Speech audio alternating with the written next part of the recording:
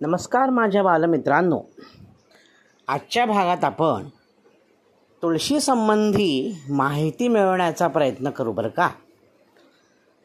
तुळशी संबंधीची माहिती म्हणजे तुळशीची कथा आपण ऐकूयाच. ती अशी की पुराणकाळी हजारो वर्षांपूर्वीची गोष्ट आहे बरं का मुलांनो. हजारो वर्षांपूर्वी जालंधर नावाचा दैत्य कुळातील एक दैत्य म्हणजे राक्षस अतिशय प्रचंड माजला होता, उन्मत्त झाला होता. त्याने आपल्या असुरी शक्तींच्या बळावर संपूर्ण स्वर्गलोक, पृथ्वीलोक, पाताललोकसुद्धा पादाक्रांत केले होते. म्हणजेच देवांनासुद्धा अतिशय भीती वाटत होती ह्या जालंधर दैत्यापासून. तर मग आता ह्या जालंधर दैत्याचा वध कोण करेल असा विचार करून सर्व देव भगवान विष्णूंना शरण गेले. विष्णूंनी देवांना अभय दिलं आणि सांगितलं की मी नक्कीच या जालंधराचा वध करीन. असं म्हणून भगवान महाविष्णू गरुडावर आरूढ होऊन ह्या जालंधर दैत्याशी युद्ध करण्यासाठी रणांगणात उभे ठाकले. घनघोर युद्ध सुरू झालं, तुंबळ युद्ध सुरू झालं, परंतु जालंधर काही केल्या हार जाईना. जालंधराला हरवणं भगवंतांना थोडं कठीण होऊ लागलं. का बरं जालंधर हार मानत नाही आहे, त्याचा का बरं पराभव होत नाही आहे, ह्याचा जेव्हा शोध घेतला तेव्हा कळलं की जालंधराची जी पत्नी होती ती अतिशय पतिव्रता होती. तिचं नाव वृंदा. ती अतिशय धर्मपरायण आणि पतिनिष्ठ असल्यामुळे तिच्या पातिव्रत्यामुळे ह्या जालंधराचा वध होत नाही. हे समजल्यानंतर भगवान महाविष्णूने जालंधराचं रूप घेतलं आणि तो जालंधर बनून स्वतःच्याच घरी गेला. तिथे त्याची पत्नी वृंदा होतीच. तर वृंदेने खरोखर आपला पती आहे असं समजून त्याला स्पर्श केला आणि तिचं पातिव्रत्य भंग झालं आणि त्यावेळी तो जालंधर दैत्य मृत्यू पावला. सर्व देवांना अतिशय आनंद झाला की ह्या अशा जुलमी दैत्यापासून आपल्या सर्वांची सुटका झाली. परंतु इथे वृंदेला जेव्हा हा खरा प्रकार कळला तेव्हा वृंदेने विचारलं की तू नक्की कोण आहेस. त्यावेळीच विष्णूंनी आपलं खरं रूप प्रगट केलं. त्यावेळी वृंदा अतिशय संतापाने लालबुंद झाली आणि म्हणाली, कपटाने तुम्ही माझ्याशी असा छळ करून माझं पातिव्रत्य भंग केलं, तर आता मी तुम्हाला शाप देते की तुम्ही दगड व्हाल. असं म्हणून तिने शाप दिला विष्णूंना. पतिव्रतेचा शाप होल कसा जाईल.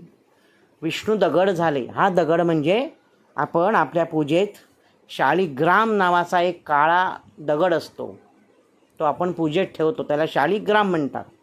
आपण देवघरात पहा, आपल्या आईबाबांना विचारा, आजी आजोबांना विचारा, शाळीग्राम कसा दिसतो ते तुम्हाला दाखवतील. काळ्या रंगाचा गुळगुळीत गोटा असा शाळीग्राम दगड असतो, तो विष्णूंचं रूप. त्यावेळे त्या वृंदेने स्वतः अग्निकाष्ठ भक्षण केलं, म्हणजे स्वतः सती गेली असं आपण म्हणू. तिने स्वतःला अग्नीत जाळून घेतलं, झोकून दिलं, आत्मार्पण केलं. त्या जागी एक वनस्पती उगवली.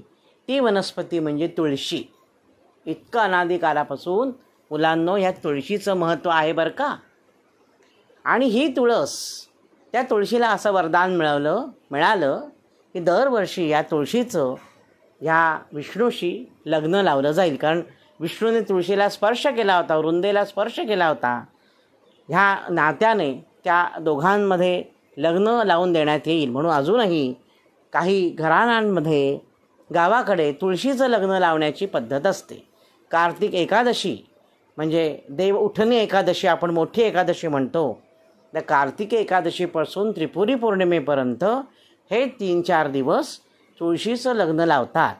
म्हणून आपण ज्याच्यात तुळस खोवतो, याच्यात तुळस वाढते, त्याला तुळशी वृंदावन असा शब्द आहे. वृंदा जी जालंधराची पत्नी होती की नाही, तिच्या नावावरून तुळशी वृंदावन असं म्हणतात. फार मोठा छान आपल्याकडे जसं लग्न करतो ना आपण माणसांचं, तसंच तुळशीचं लग्न करण्याची पूर्वापार पद्धत आहे. त्या तुळशीला छानशी साडी नेसवतात, त्या तुळशीला जरीची साडी नेसवतात, छान फराळाचे पदार्थ करतात. तिथे बाळकृष्णाचा शाळीग्राम असतो दुसऱ्या बाजूला, किंवा बाळकृष्ण असतो, विष्णूंची प्रतिमा असते, मूर्ती असते, आणि त्यांचं लग्न लावतात माणसांप्रमाणे. ती लग्न झाल्यानंतर मग माणसांची लग्न सुरू होतात. म्हणून आपल्या माणसांच्या लग्नाचे मुहूर्त हे तुळशी विवाहानंतर असतात साधारणपणे. असं हे अतिशय तुळशीचं पौराणिक महत्त्व आज आपण जाणून घेतलं. पण फक्त पौराणिक महत्त्वच आहे का? तर नाही. तुळस ही अतिशय औषधी वनस्पती आहे, आपल्याला माहिती आहेच. तुळशीचे कितीतरी उपयोग आहेत मुलांनो. तुळस ही सदोदित ऑक्सिजन बाहेर सोडते, कार्बन डायऑक्साईड सोडत नाही. बाकीची झाडं रात्रीच्या वेळी कार्बन डायऑक्साईड बाहेर सोडतात, तुम्हाला असेल सायन्समध्ये.